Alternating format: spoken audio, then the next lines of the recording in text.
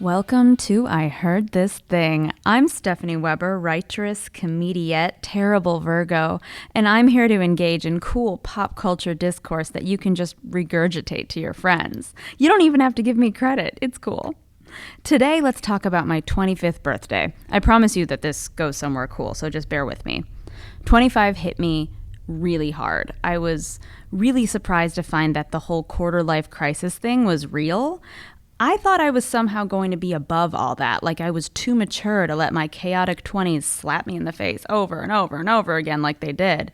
But it happened, and I did not know what to do with my life. Some context? By the stroke of midnight on my 25th birthday, I had already been in 2 abusive relationships, graduated college during the recession, which meant I worked a variety of menial jobs, and when the clock struck midnight on my birthday, I found out that one of my plays had been nominated for an award, which is really cool, but I also felt really weird. A lot of ups and downs, well, a lot of downs and one very big up.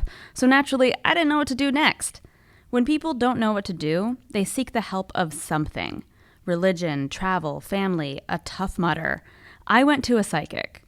There was actually a really trippy reason I went to a psychic. The night of my birthday, my neighbors threw this comedy show house party across the street from my apartment. It was some kind of fundraiser for some big tour they wanted to go on.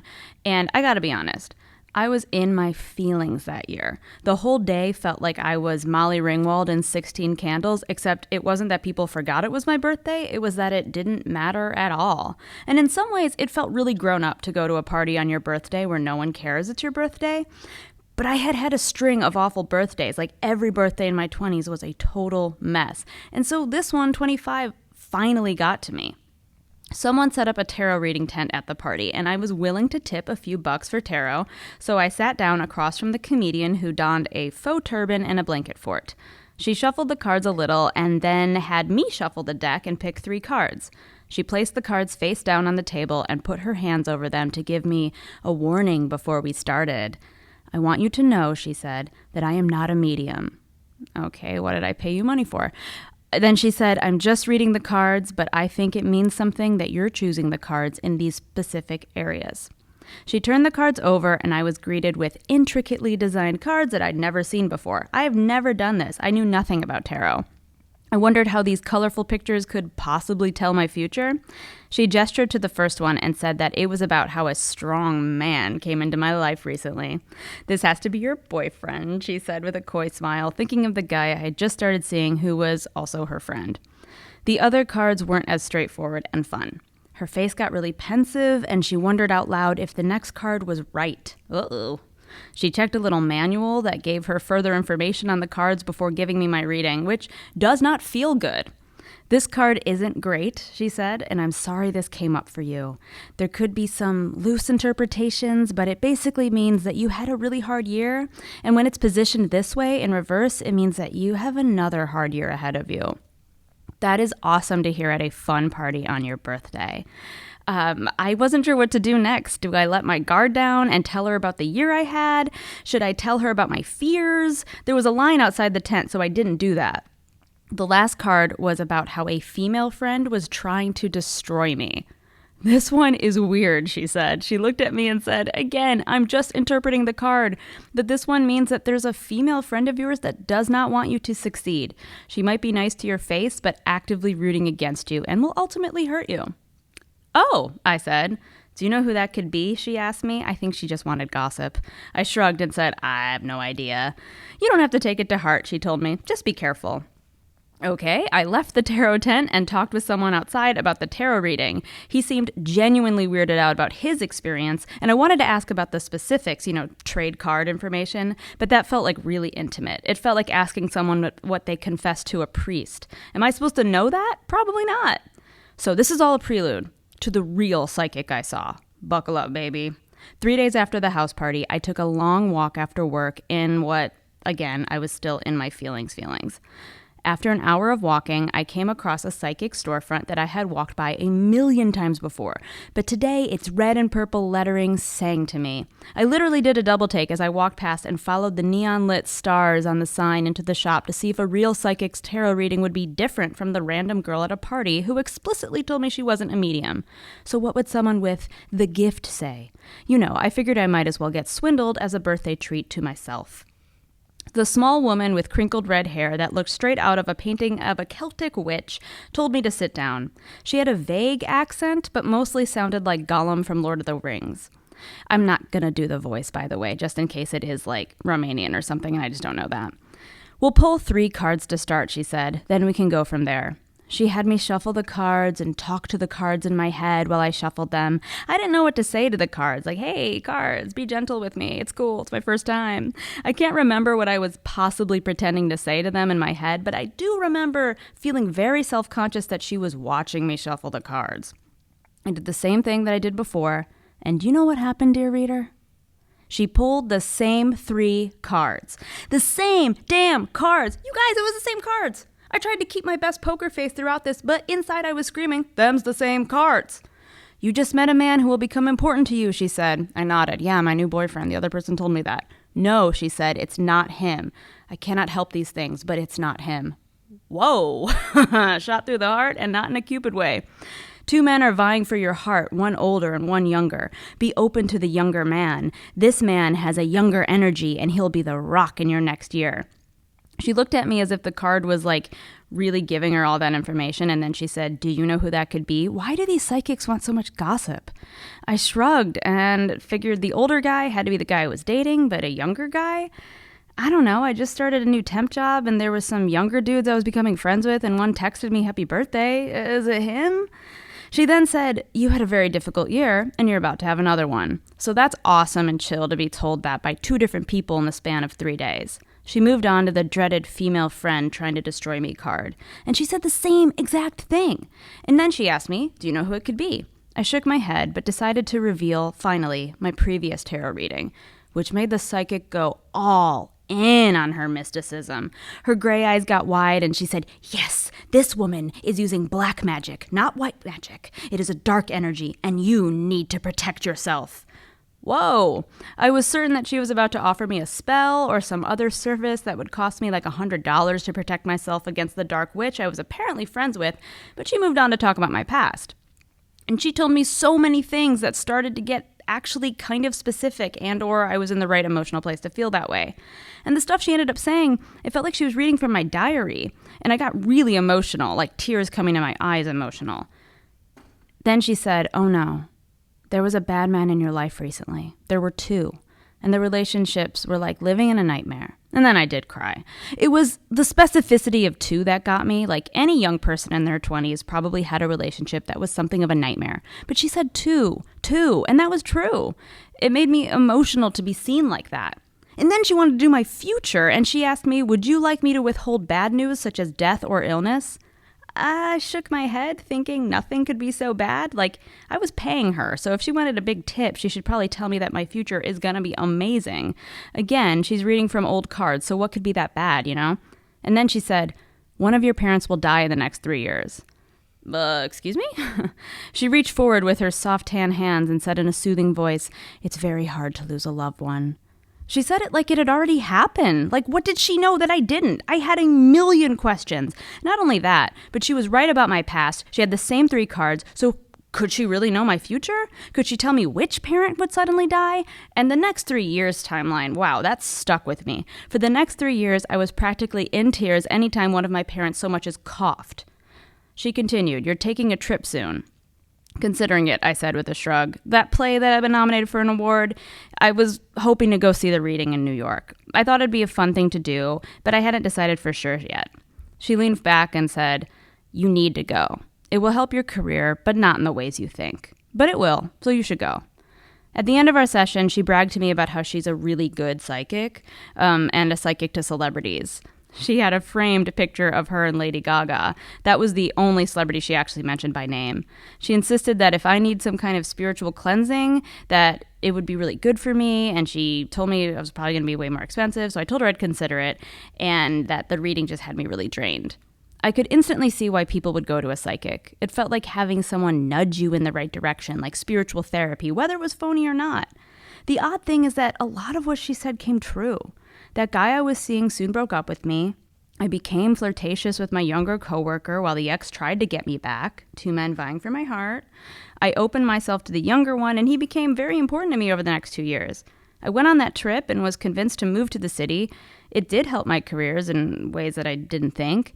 The only thing I'm still unsure about is that female friend. I mean, of course I have ideas, but those cards were so dramatic.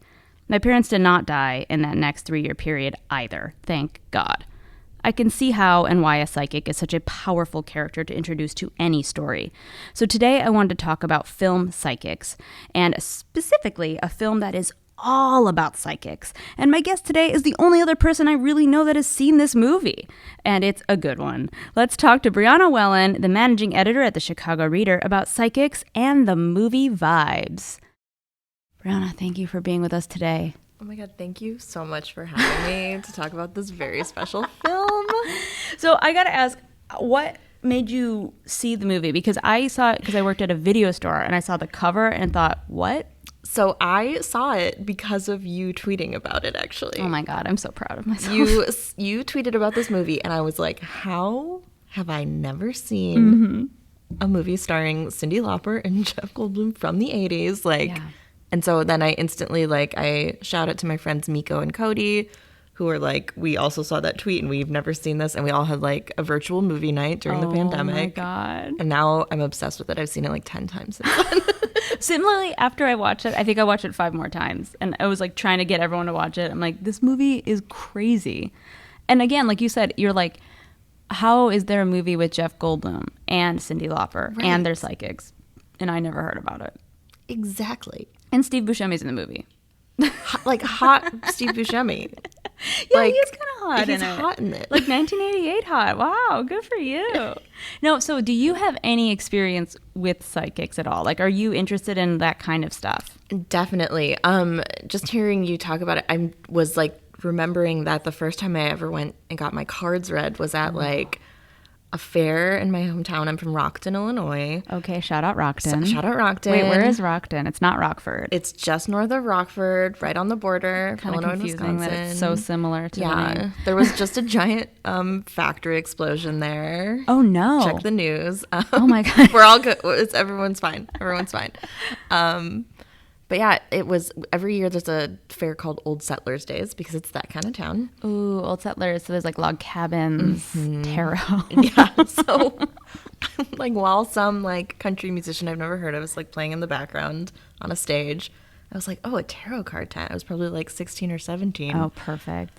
I don't remember what that reading was. I totally forgot that it even happened until you were telling your story. Have you done readings since then that you were yes. That's eerie? So my main tarot or psychic experience was getting my cards read when I was in New Orleans. Ooh, oh my God, that'd be amazing. Yeah, I felt like that was the place that I needed to do it. Absolutely. And I totally trusted the person who was reading my cards. And it was still kind of vague in a way that I can see where people would be skeptical if they heard the things. Right, if you're recounting it and they're like, But I remember my cards were drawn and they were there's some stuff with your mother that you need to work through, which again sounds very vague, but when you're hearing it and it applies to something in your life, you're wow, give me all my money. Yeah, exactly. Yeah. And then another, I wish I could remember the cards even, but another one was him basically telling me you need to write a book. Oh. And I haven't done that yet. It's been 6 years, but it's I think about it all the time. I'm this person is you need to write a book. That's what your life is leading towards, basically. Because the good thing with writing books is that you can do that at any time. Exactly. And so it's that can always be in your mind, and then you're finally one day going to do it and you're going to be all my dreams are coming true. The universe has said. Yes. The universe wants the book. Exactly. That's the thing. Yeah. Yeah, somebody is willing that into me, which is really nice to have the support of the universe if no one else. It is weird. I I got another one, I think for my 31st birthday or something. And when they, for some reason, I both times I got like emotional, you know, I like wanted to cry when they're like, yeah, so this happened, right? And you're like, yes, thank you for seeing me. Right? Oh, man. And they're just strangers. And I mean, they probably have people cry and confess things to them constantly. But I always am like, I do that and then I get embarrassed. Yeah, I can't. They have to be like therapists in their own right. Like, absolutely. The way, and I'm sure it's got to be all over the place. Like, some people must like scream at them. Like, anytime like the disagree, death card is like pulled, like you were saying about your, like, I would just be like, no, like what?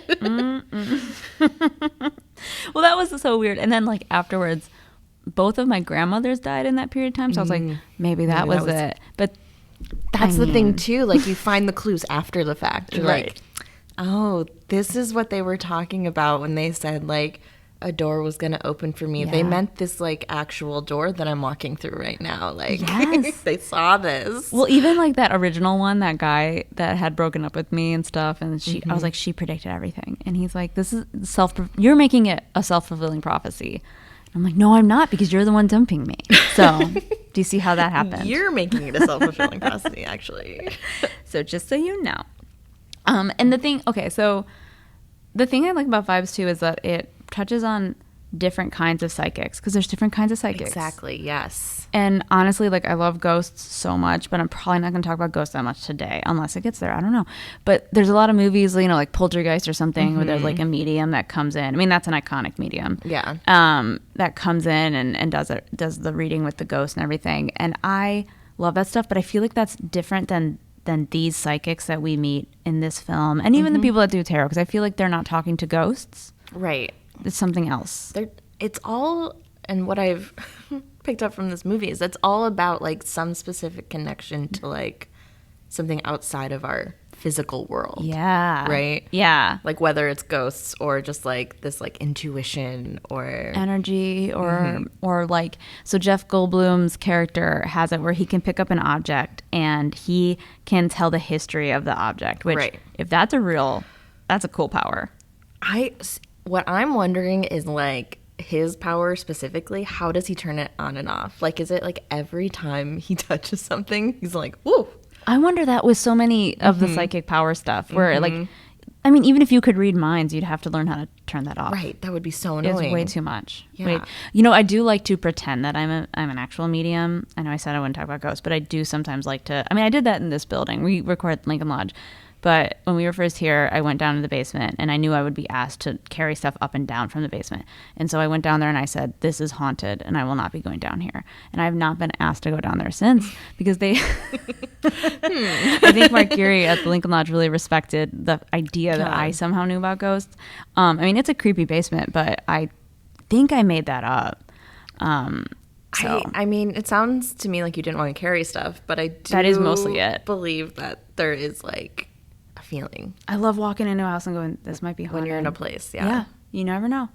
And sometimes I just like to put that in people's brains and just see what they do with it. Well, that's like a prank. I think about that in my own house that I live in right now, like all the time. I'm like, I've lived there for like 3 years now. I'm like, this is the kind of place that would totally be haunted. Is it an old building? It is an old building. And it's like a 2-flat with like an attic, like classic Chicago kind of apartment. And I'm like, but I've never felt it. I'm like, this. If you've never felt it, I don't think it's there. Yeah. Yeah. This should be haunted, but it's not. And that makes me believe that when I feel like something is haunted, that's real. If I know when it's not, then I know when it is. Dude, you know? Absolutely. Like, having been in haunted places now, I'm like, you can feel that energy. And so I'm like, okay, this isn't haunted. Well, my workplace, in the great before, we moved into a new office, and a bunch of us women were feeling like the women's bathroom was haunted. The bathroom, like, you'd be in the bathroom and you'd hear someone walk in and no one was in there. And yeah, it was weird. Absolutely not. Nope. Ghosts gotta piss, you guys.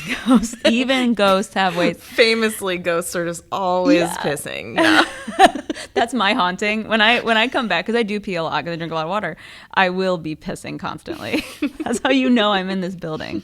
I will haunt the Lincoln Lodge specifically and will always be in the bathroom. But it was like so weird because someone brought it up in like a Slack channel. They're like, the weirdest thing just happened to me. Like, do you guys think the bathroom's haunted? And then a bunch of people were like, yes, I have experienced that. I think it's haunted. And then I looked it up and I was like, what is this building? It was this old, it's a building in Wicker Park and here in Chicago. And it used to be like a department store, and there was a death in the elevator. And I think the elevator had been moved, and the original elevator was the stairwell that is right next to the bathroom. Rest my case, Your Honor. Bathroom's haunted. Elevators are also the scariest thing to me. No thanks. I love that you were like, let's not talk about ghosts, and immediately that's all. The problem is that I can't help myself. I might be possessed constantly to talk about ghosts. You might be a ghost. I'm a ghost the whole time. You're pushing the big ghost agenda. I think they're using me to get that out there. They're like, Stephanie, you need to. You need to. Just yesterday, I was doing laundry in our laundry room. I don't think that my apartment's haunted either, but I was in the basement, and I was just like, this basement's not feeling good right now. And so I was doing the laundry, and I turned around and said, don't follow me, just in case. Just in case. Yeah. See, my boyfriend's apartment, I'm pretty sure it is haunted. Oh, no. And what I always say to him or whenever I'm over there, I'm like, we are sharing the space with a ghost probably. So just like be like considerate. That's exactly like, just like don't be mean to the ghost and you'll be fine. That's exactly it. You're supposed to be kind of direct, but be like that. Like be respectful. But if you like need them to leave you alone, you're supposed to say, leave me alone. Don't follow me. Not right now. It's, ghosts are just like your little brother. You're like, go away. Just need to teach them the ways of the world. It's been too long for them. Yeah. They're all Victorian. Like, it's crazy. So a little bit about Vibes for anyone that's never heard of it. It's from 1988, directed by Ken Kwapis. I think that's how you say his name. He had previously directed Follow That Bird, the Sesame Street film. I don't know if everyone remembers that. And then he later directed Sisterhood of the Traveling Pants and a bunch of TV shows. So this guy is good. We're already in it. We love him. We actually adore him. He also directed He's Not That Into You, the adaptation of the book. Yeah. And, the book, obviously, that was written by a famous Sex and the City episode writer, because that's a great episode. Yeah. But so the plot follows Cyndi Lauper as Sylvia Pickell. It's Pickle, but she says it's Pickell. And Jeff Goldblum as Nick Deasy. Sylvia is a trance medium, and she's got a spirit guide that's like possessing her, and her name is Louise. And I guess she began communicating with Louise after she fell off a ladder, so that's kind of cool. Suddenly, Louise taught her to astral project and stuff like that, so it's a whole thing. And then Nick Deasy, like we said, is a psychometrist, which means that he can tell the history of things by picking them up. So those are their psychic powers. They get like asked and evaluated by their powers, which seems amazing. Something that I found really interesting, like in this world, people know that psychics are real and they totally accept that it's real. Like no one is like, that you can't do that. They like are actually like exploited for their psychic abilities. Yeah, you're right. Now, did you know this, that apparently I think the FBI or the CIA, I don't really know what either of them do except for secret stuff, that they have interviewed psychic. They have tried to see I if totally people have believe psychic. that. Yeah. I think the movie Men That Stare at Goats is like kind of that's about right, that. yeah. Another psychic film, but I didn't finish it. I saw it on a plane. I don't remember it being very good. Yeah, I remember people being like, what is this film? But it alludes to that they have like trained psychics or they have tested their abilities to see if they're real. Because they're not going to stop at anything. If they think that you can move a weapon with your brain, they're going to use it. Well, that's even like and I just watched this again this morning, so it's all so fresh in my mind. But like the very beginning when they're testing all the different psychics who we just like never see again. We never see them again. The one guy who's like trying to move like an ashtray, and he's like, it moves like a centimeter, and he's like, yeah, that took me 5 hours and I peed myself. I'm like, at what cost?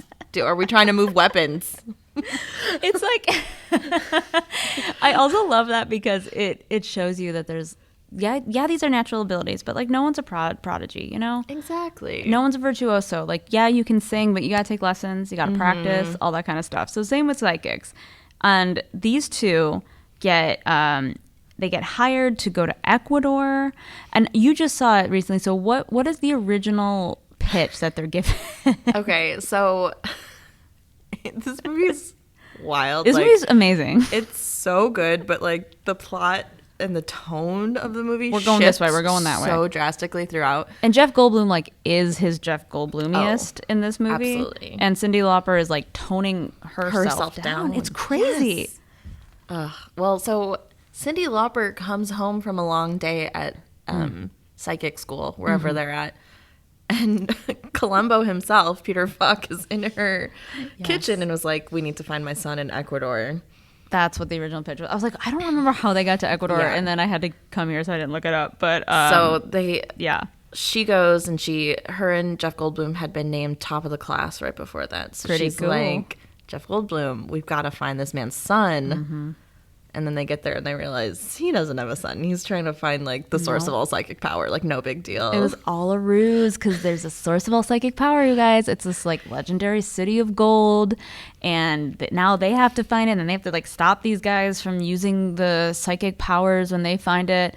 And it's like it was made by an alien race. So now we got ancient aliens coming into the mix at the end of the movie, which is like pretty wild. But they get in all kinds of antics. Again, the leaps, and I love every second of it. But it is like 10 different movies in one movie. When they actually get to Ecuador, first of all, it is just like hijinks all of a sudden, and then when they get to this like city of gold thing, it's like scary. Yeah, it's Indiana Jones all of a sudden. It's like kind of scary. They're at the Temple of Doom. I'm like, total tone shift. Yeah.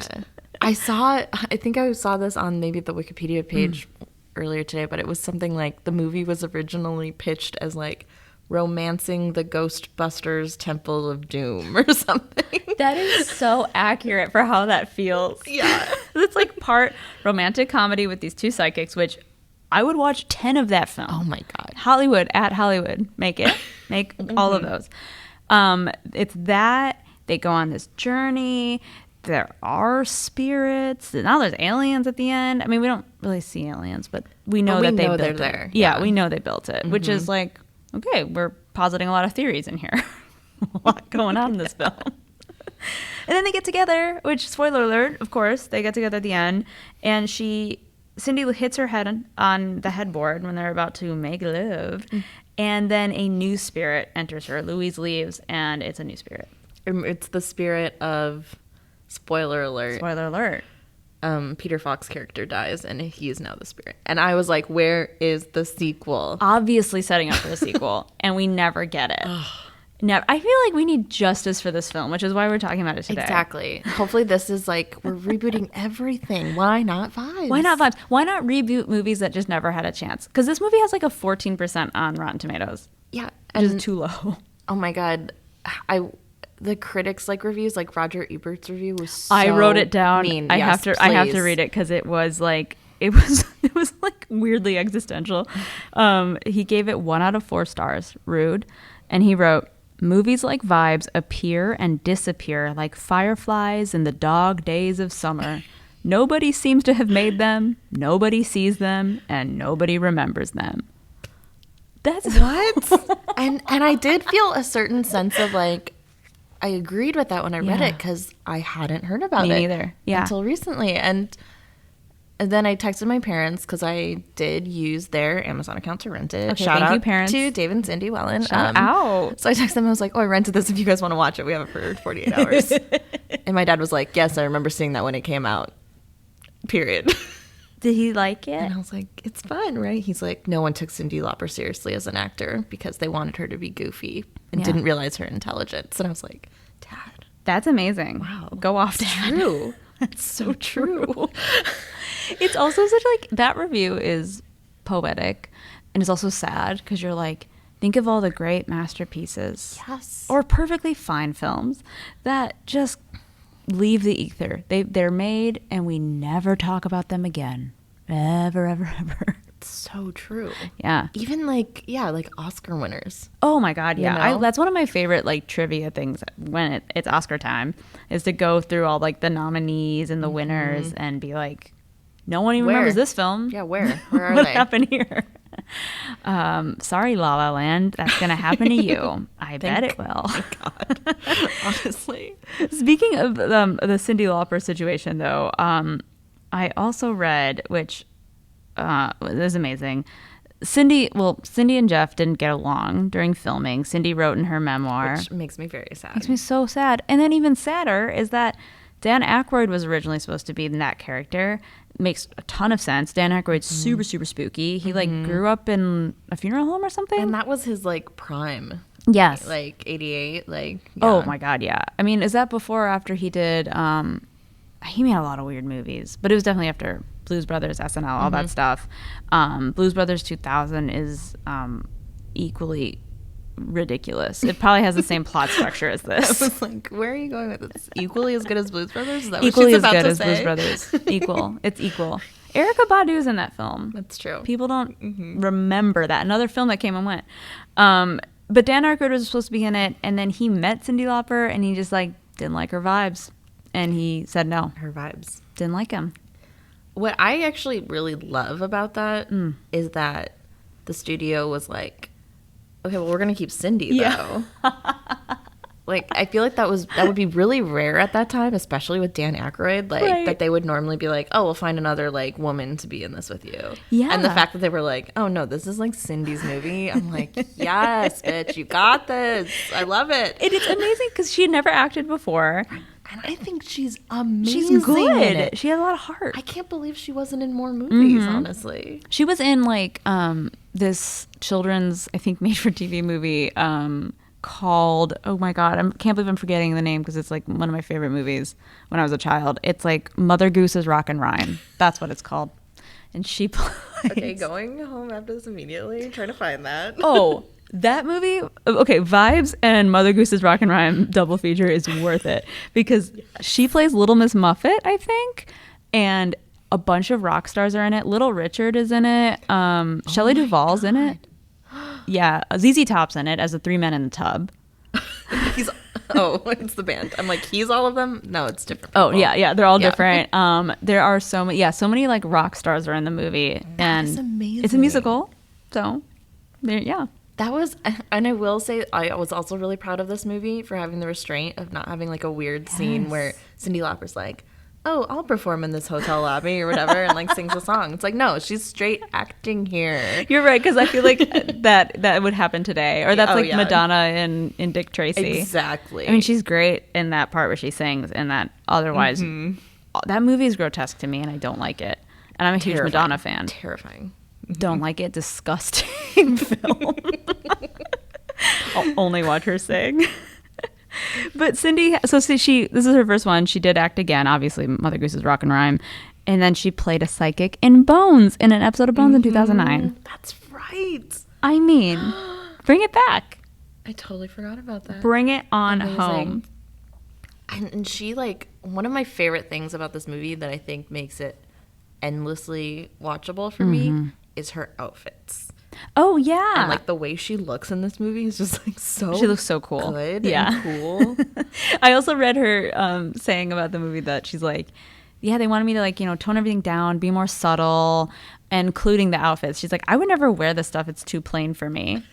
And it's still, like, colorful, frills, oh my God, like, all these things. The other thing I read related to that was that she was like, yeah, like, apparently when you're, like, acting in front of a camera, you have to, like, stay still. And, like, I'm not used to that. It's like, that's amazing. She's so good. She's good. I mean, her music's great. She's good in this film. And all those separate things, but I'm just trying to sing her praises and say that Hollywood, she's still around. Yeah. Book her. And more stuff. And knowing that her and Jeff Goldblum didn't get along behind the scenes, you don't see that in the film at all, I feel like. No. Like, their chemistry's off the charts. Which means that they were good at acting. Exactly. They were really good. Exactly. I think that she seems really, like, she felt really real to me. And like you said, knowing that was like, oh my God, she overcame that they didn't get along. Yeah. And it's crazy that both of those guys didn't like her, which makes me be like, did they just did they not like that she had never acted before and they thought she was going to be unprofessional or something? Or they were prejudging her for being a girl that just wants to have fun? Famously, a girl who just wants to have fun. Famously. I feel like that was a time too where they were just like, we want to be the star. Yeah. You know, like we're a man who wants to be a star in this film. And like you're like stunt casting, quote unquote, with like this pop star or whatever. Had The Fly come out yet with our boy Jeffy Gloom? I thought that was earlier in the 80s, but I I'm think not so sure. too. Which is also a strange thing for him to do, like a serious body horror movie and then go to Vibes. Though watching Vibes, I did see, I was like, okay, this does feel like a natural progression into Jurassic Park for me. Yeah. It's a very similar like tone of character. Exactly. Pretty cool. And he's like super into like museum stuff. Yeah. Like, yeah. I love the idea that every movie you do is just an audition for the next one. And so it's all just like a chart, like that's our like guy. Animorphs, basically. Oh my God, it's a Jeff Goldblum Animorph. Yeah. My one listener, can you make that? That's a joke. I don't know if anyone listens yet. None of these have been released. I can't wait though for that fan art. That fan art for this one thing. Someone draws it with crayon. Even if it's not like a listener, someone's got a Google alert on Jeff Goldblum who's like just been waiting to do this. They have two Google alerts, and it's Animorphs and Jeff Goldblum. Finally. It's like their bat signal, you know? Oh my God. I'm picturing like Close Encounters of the Third Kind with the mashed potatoes right now, but with this Animorphs, which is another, you know, kind of psychic-y movie there. True. And I mean, alien psychic, we're all coming together. I mean, I love this stuff, putting it in this tone where it's just goofy and, you know, fun and silly. I love all kinds of spooky stuff that does this. I was trying to think of like other movies with psychics and how they use psychics. I mean, Ghost is the first one that comes to mind with Whoopi. Of course. You and Danger Girl is classic. Oscar. Yeah. What can you do? She was great. Yeah. She was phenomenal in that movie. And then I also thought of the Hitchcock movie. Okay, so I thought of two movies where people fake being psychics. There's a British film that I only recently saw because it was on HBO Max, I think. And it's called Seance on a Wet Afternoon, which is the title of my memoir for sure. And it's funny that's British because that also feels like a Tennessee Williams title. Yeah, it's weirdly like I feel like British people don't believe in psychics. No, right? I don't think so. I mean, British people, well, kind of crazy. British people, there's a lot of like that Celtic like lore in the background. True, yes. But it feels like everything is like, you know, carry on, even though everything's hella haunted because it's like ancient as hell. Of course, yeah. So crazy. And there's a lot of ley lines in Britain. And for anyone that doesn't know, ley lines are like these like psychic or supernatural highways almost. And the idea is that like that's where all these spirits kind of move. And so where they intersect is where there's going to be a lot of activity. A lot of activity. I once wrote for like a history website about this like one of the oldest inns that's still operating in the UK, and it's super haunted. And to my luck, there was a Ghost Adventures episode on it. Thank God. And I know, thank God. And I watched it, and the man that owned it was this tiny British man. And he starts talking about all the different spirits people see, and he's like, oh, and also there's a sex demon. What? What is the sex demon's like job? Like what do they do? Yeah, I think the sex demon's kind of like a sex pest, and they just kind of you're sleeping, and they're like, hey, I'm horny. I think he meant like a succubus or an incubus, but he like didn't go off. He was just like, and a sex demon. And of course, you guys know. We've all encountered the Ghost Adventures crew, but that place was like on ley lines. And that's and I remember that's why I'm thinking about it. But this movie was like a couple, and one of them was a medium and the other was not. But they worked together to kidnap a child and then help the authorities find the child. You know, so it was like fake mediumship. Yeah, which I honestly thought that it was really cool. But it was like a British movie in like 1960, so it was very slow and there was like no music and everything's quiet. Which that's kind of the that TV show Psych, right? That's like that whole concept is he pretends to be psychic, but he's actually just like observant. Oh, and that's solves crimes. Yeah. So he's So in that sense, detectives are psychics. Yeah. I've never seen Psych, I gotta be honest with you, but my parents like it. I've barely seen it. Yeah, it's kind of a parent show, right? Yeah, I remember my mom really describing episodes of it to me. I've really heard about a lot of those episodes. And I'm like, that's so cool that Psych did that. I don't know if that's his name. Mr. Psych. Yeah. Detective Psych's up to no good again, isn't he? Yeah, it's a cool device. Like, I love it. I listen to this other podcast called Celebrity Book Club. Do you listen to it? Love it. Yes. I love it. Shout out Chelsea. Shout out to Chelsea DeMontes, great host, also super nice person. And she was saying that, like, in all these celebrity memoirs, they always go to a psychic. And she's right. They all do. It's like this plot device that we all use in fiction and in our own reality. Yeah, totally. Well, and I think of, like, I'm a huge, like, into Real Housewives too. And do they go a lot? Always go to psychics, and it's always something where they're like, there's like one person going in who's like, I don't really believe in this kind of a thing, and they're like, how did they know my grandmother died, like, by the sea or whatever? By the sea. Like, well, no one could possibly know that. Long Island Medium, very similar. Yes, you know, but Long Island, the psychics being, like, in reality TV is so interesting to me, because Long Island Medium has been called out. Like, people are like, we know what you do. Like, we know your tricks, basically. And I'm like, you're just setting yourself up to be under this microscope. Yeah. And I fully believe that people do have, like, gifts. Like, that people can do these sorts of things, and I do too. Turn, like, public perception against them by being and that position is just, like, really unfair and uncool. Not only that, but it's like it's almost, there's that element, and then there's like, well, she agreed to do the show, and like that crossing over John Edwards guy, I remember him too. Yeah. It's almost like their ego is so big. They're kind of like ultimate scam artists in that way. Totally. Where it's like, I can scam the entire nation on TV for several seasons. Not a big deal. Come on.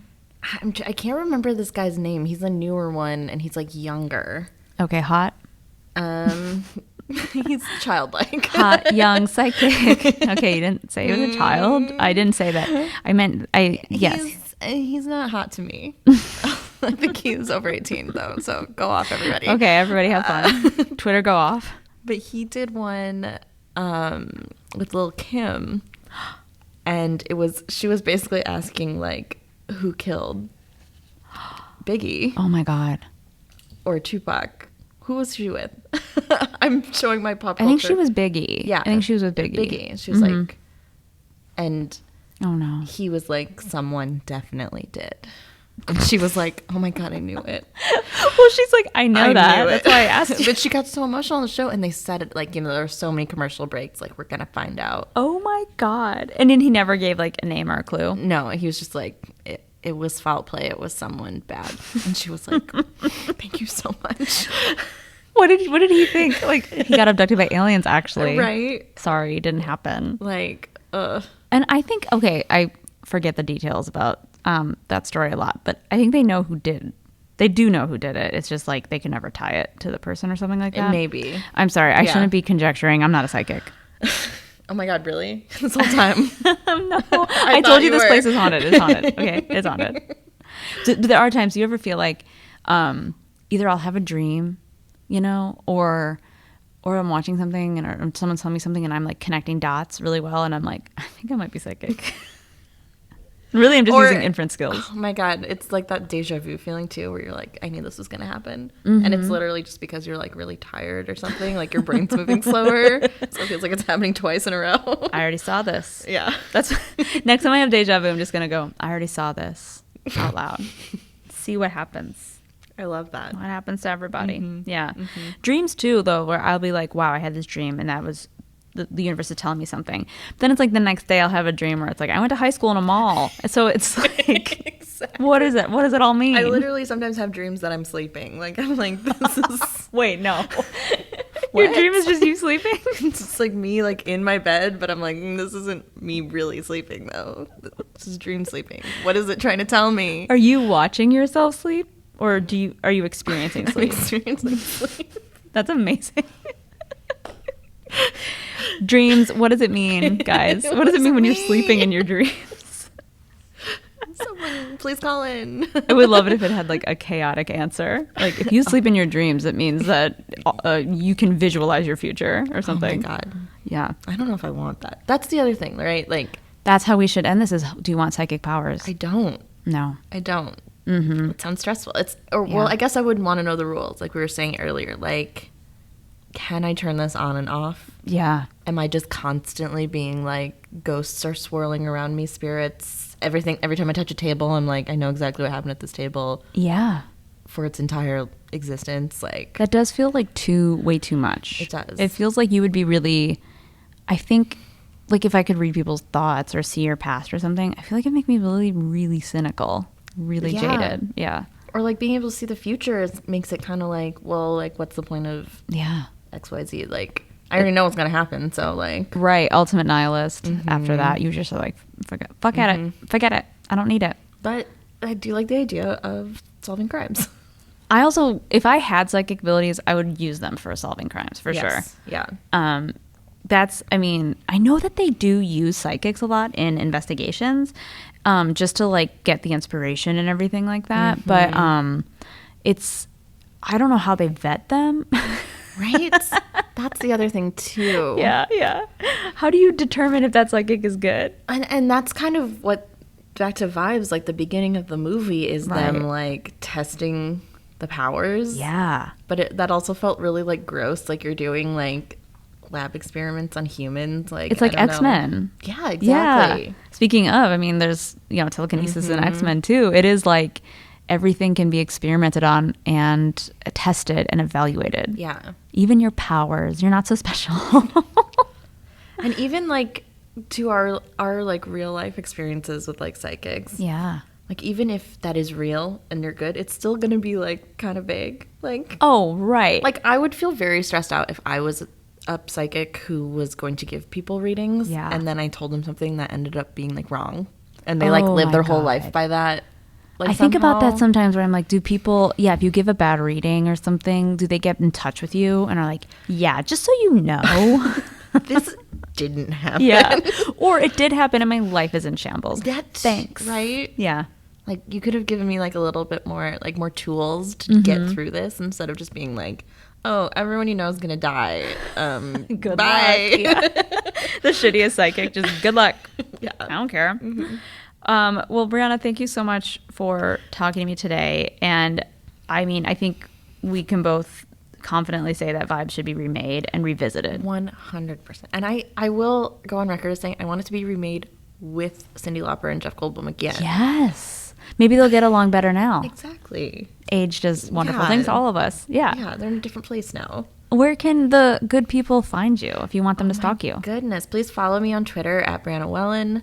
Please follow my cats on Instagram at Miso and Tofu. Oh my God. Adorable. And check out the Chicago Reader every week, chicagoreader.com. Read it and have a good time.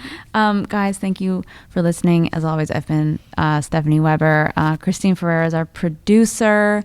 Music is by Mark Weber, art by Brock Alter, and Thoughts by The Universe. Thank you guys so much. Goodbye.